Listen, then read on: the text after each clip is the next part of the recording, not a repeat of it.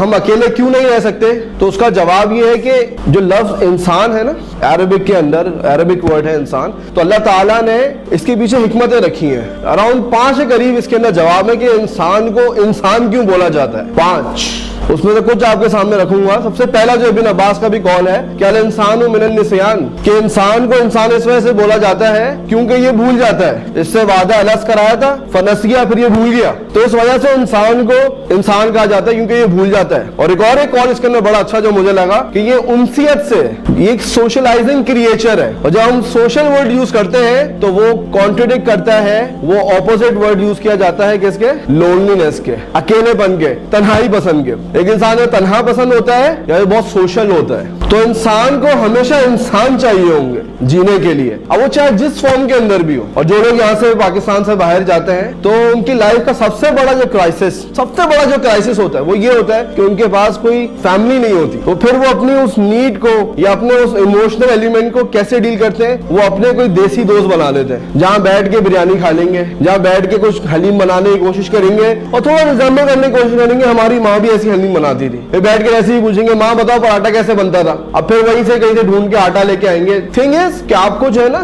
دوسرا ایک انسان چاہیے. بہت کم لوگ ہیں جو اکیلے جنگلوں کے اندر رہ رہے ہیں، بہت کم لوگ ہیں. دنیا کی جو میجورٹی ہے ان کو دوسرے لوگ چاہیے، چاہے جس فارم کے اندر، چاہے وہ دوست ہو، دوستی بھی ایک رشتہ ہے، چاہے وہ پڑوسی ہو، پڑوسی بھی ایک رشتہ ہے، چاہے وہ کوئی بھی ایلیمنٹ ہو، انسان کو ایک دوسرا انسان چاہیے ہوتا ہے. قرآن سے اگر ہم پوچھیں تو اس کا بڑا اچھا ایک جواب ہے. اللہ تعالیٰ نے جب آدم علیہ السلام کو پیدا کیا تو پھر ساتھ میں حوا کو کیوں پیدا کیا؟ انسان کو بات کرنی ہوتی ہے. انسان کو آپ نے کسی کو عذاب دینا ہو نا، اس کو بٹھا دو، تم نے بات نہیں کرنی. وہ بولے گا اتنے خیالات آ رہے ہیں میرے اندر، میں اتنا کچھ سوچ رہا ہوں، اتنا کچھ فیل کر رہا ہوں، اتنی چیزیں سمندر میرے اندر سے گزر رہے ہیں، طوفانوں سے میں گزر رہا ہوں، میں کچھ شیئر نہ کروں، میں کوئی ٹویٹ نہ کروں، میں کوئی فیس بک کے اوپر اسٹیٹس اپڈیٹ نہ کروں، میں کوئی ویڈیو نہ بناؤں، میں کوئی تنگ نہ کروں، کسی کو بز نہ صحیح. تو آدم علیہ السلام کے ساتھ اللہ تعالیٰ نے حوا کو پیدا کیا. اور یاد رکھے گا بڑی پیاری آیت ہے، میں دوبارہ آپ کے سامنے رکھتا ہوں. اللہ تعالیٰ نے بولا یا آدم اسکن انت وزوجک الجنہ، تم اور حوا جنت میں رہے. نہیں، اللہ تعالیٰ نے کہا تم اور تمہاری بیوی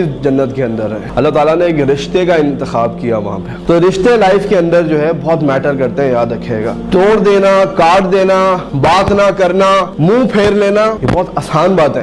آج آپ اکیلے ہیں نا، اپنے لیے کمائیں گے، انسان کی طرح کھا لے گا. آج آپ کی گروسری 25-30 ہزار روپے کی ہوتی ہے منتھلی، آپ کے کچن کا جو خرچہ ہے 25-30 ہزار روپے جائے گا. اکیلے جائیں گے آپ 25-30 ہزاروں میں روز باہر کھانا کھائیں گے آپ، تب بھی 10 ہزار روپے بچا لیں گے شاید آپ. لیکن پھر کسی کے لیے سیکریفائس نہیں ہوگا، پھر کسی کو خوش کرنا، کسی کے غموں کے اندر جو ہے نا سہارا بننا، پھر یہ ایلیمنٹس نہیں ہوں گے. اور پھر یاد رکھے گا آج آپ کا پرائم ٹائم ہے نا، آج آپ کما سکتے ہیں، آج آپ اپنے کام خود کر سکتے ہیں، سارے ایلیمنٹس ہیں. تو یاد رکھے گا پھر ایک دور ایسا آئے گا جب آپ کے اندر وہ طاقت نہیں ہوگی، جب وہ قوت نہیں ہوگی آپ کے اندر کچھ کرنے کی، اٹھ کے پانی پینے کی، صرف اپنا بلینکٹ کھینچنے کی، کیونکہ وہ بہت بھاری ہوگا. شاید ہیٹر آن کرنے کی، پانی گرم کرنے کی، اگر گیزر بند ہو جائے شاید آپ کے اندر ہمت نہیں ہوگی. پھر آپ کو جو ہے نا ایک سہارا چاہیے ہوگا. اور میں اللہ کی ایک کیا کلاس بتاؤں آپ کو، یہ توحید کے بھی منافی ہے. یہ جو کانسیپٹ ہے نا اکیلا پن، یہ توحید کے منافی ہے. کیسے؟ قل هو اللہ احد اللہ الصمد لم یلد ولم یولد ولم یکن له کفوا احد.